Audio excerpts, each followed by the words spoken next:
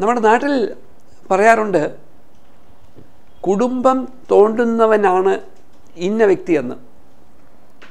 നമ്മുടെ നാട്ടിലെ പഴയ പ്രതാപശാലികളായ കുടുംബത്തിൽ ജനിച്ച ചില ആളുകൾ വീടിൻ്റെ തന്നെ ഉത്തരം ഇളക്കി വിറ്റ ചരിത്രം അറിയാവുന്നവരാണ് മലയാളികൾ.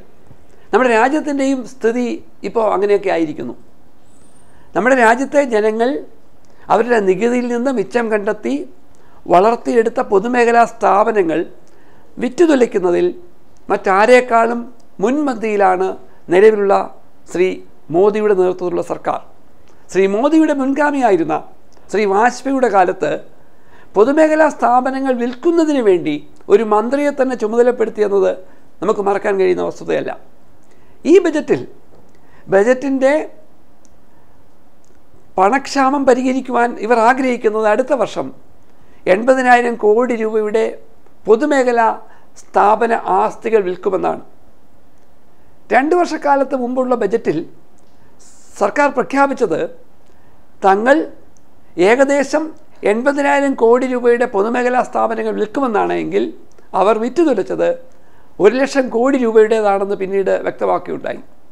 രാജ്യത്തിൻ്റെ പൊതുമേഖലാ സ്ഥാപനങ്ങളാണ് രാജ്യത്തിന് നട്ടെല്ലായി പ്രവർത്തിക്കുന്നത്.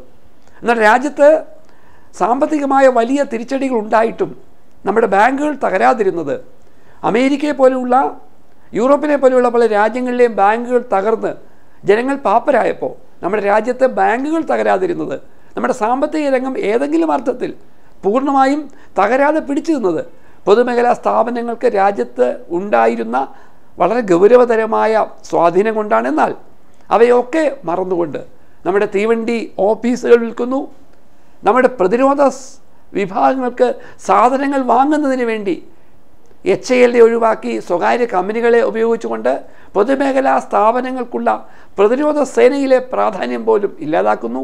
നമ്മുടെ വിമാനത്താവളങ്ങൾ വിറ്റ കഥ നമുക്കറിയാം. ഇപ്പോൾ രാജ്യത്തെ ഏറ്റവും അവസാനം വിറ്റ വിമാനത്താവളത്തിലൊന്ന് തിരുവനന്തപുരം വിമാനത്താവളമാണ്.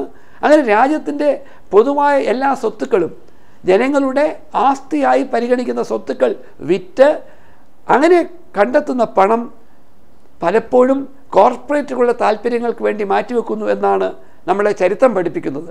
രാജ്യത്ത് ബാങ്കുകളിൽ നിന്ന് ലോൺ എടുത്ത എന്നാൽ തിരിച്ചടയ്ക്കാത്ത 10 ലക്ഷം കോടി രൂപ കോർപ്പറേറ്റുകൾ തിരിച്ചടയ്ക്കാതിരിക്കുമ്പോഴാണ്, നോൺ പെർഫോമിംഗ് അസറ്റ് എന്ന പേരിട്ട് അവരെ രക്ഷിക്കാൻ ശ്രമിക്കുമ്പോഴാണ് രാജ്യത്തിൻ്റെ പൊതുമേഖലാ സ്ഥാപനങ്ങൾ വീണ്ടും വിൽക്കുവാൻ അടുത്ത ഒരു വർഷത്തിനിടയിൽ 80,000 കോടി രൂപയുടെ പൊതുമേഖലാ സ്ഥാപനങ്ങൾ വിറ്റ് രാജ്യത്തിൻ്റെ ആസ്തി കുറച്ച് രാജ്യത്തെ പാപ്പരാക്കാൻ ശ്രമിക്കുന്നത്. തീർച്ചയായും പൊതുമേഖലാ സ്ഥാപനങ്ങൾക്ക് നമ്മുടെ രാജ്യത്തുണ്ടായ നിർണായകമായ പങ്കിനെ തള്ളിപ്പറയുന്ന, അത് സ്വകാര്യ മുതലാളിമാർക്ക് കൈമാറുന്ന ശ്രീ മോദിയുടെ ശ്രമങ്ങൾക്ക് വിരാമമിടുവാൻ ഈ വരുന്ന തെരഞ്ഞെടുപ്പിനെ ഒരു അവസരമായി കാണണം.